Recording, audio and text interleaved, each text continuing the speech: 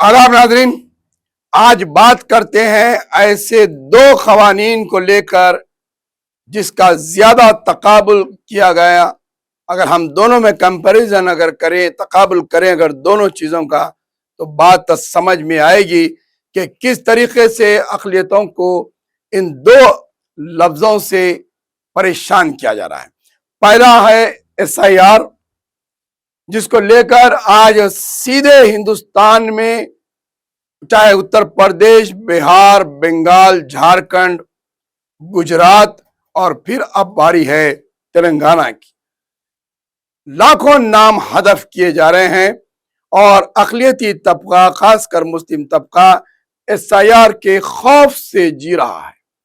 दस्तावेजात की अदम मौजूदगी, नामों के इंदराज में गलतियां और नामों के हदफ करने का खौफ, फिर दूसरा खौफ के मुल्क बदर कर देने का खौफ, डिटेक्शन सेंटर्स में डालने का खौफ, इससे परेशान हैं अक़लियतें SIR को लेकर। जहां इस SIR से अगर बच भी जाते हैं, इसमें कामयाब हो जाते हैं, अगर अपने आप को शहरी बना भी लेते हैं, तो एक और कानून है जिससे परेशान किया जा रहा है और जिसका नाम लेते ही खौफ तारी हो जाता है। उस कानून का नाम है FIR। हम SIR से बचते हैं तो हमें FIR में फंसाया जाता है। मासूम नौजवानों को बेकसूर मामलात में जेल के सलाखों के पीछे डाल दिया जाता है और उनके ऊपर FIR दर्ज कर दिया जाता है। जब एक बार FIR दर्ज हो जाता है तो आपका ना पासपोर्ट बनता है और ना आपके दीगर कामों में आसानी पैदा होती है और आपके ऊपर एक लेबल लग जाता है कि आपके ऊपर FIR है। पुलिस की जानिब से आपको तलब किया जाता है, फिर अदालत के चक्रे और अदालत में पेशी पर पेशी, तारीख पर तारीख, तारीख पर तारीख, आपका ये FIR आपका पीछा नहीं छोड़ता 4 से 5 साल, 10 साल तक। जब इससे अगर बच जाते हैं तो फिर ये आपको इफेक्ट करता है कि SIR के जरिए आप वोट नहीं दे सकते, बैंक में अकाउंट नहीं खोल सकते, आपका आधार कार्ड आइंदा नहीं बनेगा, आपके कई एक सरकारी स्कीमों से आपको महरूम रखा जाएगा। जहां SIR में आपका नाम नहीं है, आप सारे स्कीमात से महरूम हैं।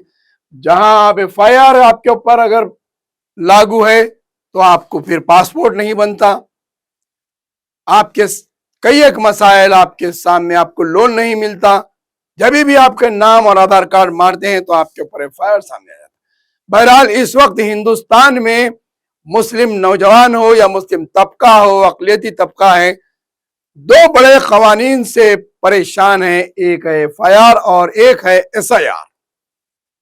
आप यहां बचते हैं तो वहां फंसते हैं, FIR से निकलते हैं तो SIR में, SIR से निकलते हैं तो FIR में। तो क्या ये एक मंसूबाबंद साजिश नहीं है अक़लियतों के खिलाफ कि इन्हें दो ऐसे कवानीन में फंसा कर रख दो जहां पर ये परेशान रहे, और इस परेशानी से निकलेंगे तो आप अपनी माशियत को सोचेंगे, अपनी तरक्की के लिए सोचेंगे, अपनी पढ़ाई और अपने इल्म और अपने खानदान को बचाने और उन्हें तरक्की देने के लिए सोचेंगे, यानी कि आप अपने आप को डेवलप कर पाएंगे जब आप FIR से बचेंगे, और फिर जब आप SIR से बचेंगे तो ये तमाम चीजें कर पाएंगे। आज तेलंगाना और हैदराबाद में 1 महीने से तकरीबन SIR की परेशानी में जुड़े हुए हैं। ना फिक्र है कमाने की, ना फिक्र है घरदार की, ना मकानदार को किराया देने की, और ना स्कूल के बच्चों के फीस की, ना ऑफिस को जाने की। सुबह उठते ही फिक्र है डॉक्यूमेंट्स तलब करने की, दस्तावेजात बनाने की और SIR के पेपर्स को सही करने की, फिर BLO को ढूंढते फिरने की।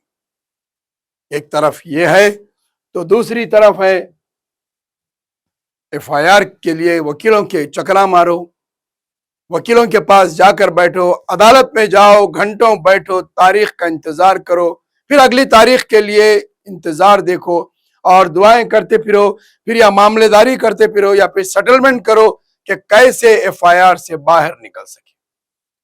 अदालतों की चक्कर, वकीलों की चक्कर, पुलिस स्टेशनों की चक्कर, सरकारी ओहदेदार और पुलिस ऑफिसरों की आवभगत تاکہ ایف آئی آر نہ ہو، پھر ایف آئی آر ہو تو اس سے بچ کیسے نکلے۔ بہرحال بتانے کا مقصد یہ ہے کہ آج کے ہندوستان میں آج کا مسلمان ایس آئی آر اور ایف آئی آر کے بیچ میں پھنسا ہوا ہے، نکلنے کے لیے اسے راستے فراہم نہیں ہو رہے ہیں۔ دو ایسے قوانین میں جکڑ کر رکھ دیا گیا ہے ہماری ترقی کو، ہماری پہچان کو، ہماری شخصیتوں کو، ہمارے وقار کو، ہمارے وجود کو ایس آئی آر اور ایف آئی آر میں جکڑ دیا ہے۔ یہ 12 سال کی اس حکومت نے پہلے صرف ایف آئی آر سے پریشان تھے، لیکن اب ایس آئی آر سے بھی ہم پریشان ہیں۔ سوال یہ پیدا ہے کہ ایس آئی آر کی بات تو سمجھ میں آ رہی ہے کہ ڈاکومنٹس چاہیے، آپ کی شہریت بچانا ہے، لیکن ایف آئی آر کہاں پر ہے؟ ایف آئی آر سے کون پریشان ہے؟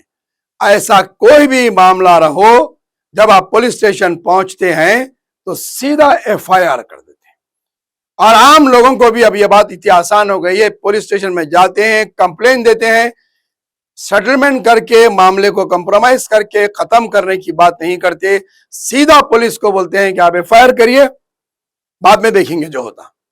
ونس ایف آئی آر کریے، یہ دباؤ ڈالا جاتا ہے، اور بعض جگہ پولیس اسٹیشنز میں بغیر کسی انکوائری کے سیدھے ایف آئی آر کر دیتی، پولیس اپنے طور پر ایف آئی آر کر دیتی، یعنی کہ آپ کے اوپر کیس بک ہو گیا، دفعات لگا دیے جاتے ہیں آپ کے اوپر، اور آپ کے اوپر کیس بک ہو جاتا ہے، چاہے وہ ڈومیسٹک وائلنس ہو، چاہے سڑک پر آپ کسی سے بحث کرو، یا کسی بھی لفظ کی شکایت پولیس تک پہنچ گئی تو پولیس ایف آئی آر کرنے میں تاخیر نہیں کرتی، پہلے ایف آئی آر کرتی۔ اب تو زیرو ایف آئی آر آ گیا ہے، آپ گھر بیٹھے کمپلین کریے، پولیس گھر پہ آتی ہے اور ایف آئی آر درج کر دیتی ہے، آپ کسی کے خلاف بھی ایف آئی آر کر سکتے ہیں۔ تو بہرحال بتانے کا مقصد یہی تھا کہ ایس آئی آر میں جہاں پریشان ہیں، وہیں پر ایف آئی آر سے بھی ہم پریشان ہیں۔